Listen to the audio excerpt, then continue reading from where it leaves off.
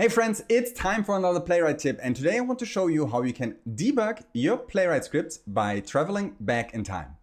What I have here is a quick Playwright script that uses the official player test runner, and I defined a test that is called home to docs flow. It goes to Checkly HQ, it clicks the docs link in our main navigation, it waits for the new page to load, and then I added some basic assertions to check that we are actually on the docs page and that the H1 element includes the words Checkly documentation. When I run this test, you will see that it's passing because I'm pretty certain that I didn't break anything on the way. But let's consider a different scenario. Let's say that you are dealing with a test case that works on your machine but doesn't work on your coworker's machine. Or you're fighting a test case that works 99% of the times and only occasionally fails. How can you debug these test cases? And this is where Playwright tracing comes in. What you can do is you can go to your Playwright config, and there's a use section with a trace property.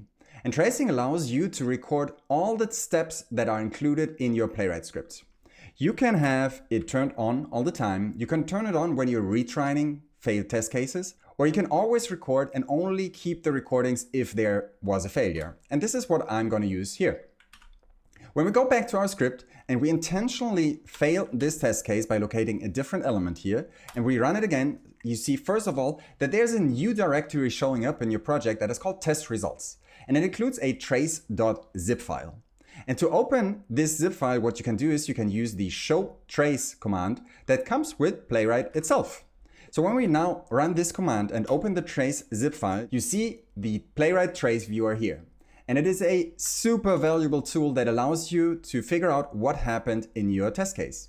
We have a timeline here on top with a lot of screenshots showing us the state of the particular web page. And here on the left side, we have all the actions that our Playwright script included.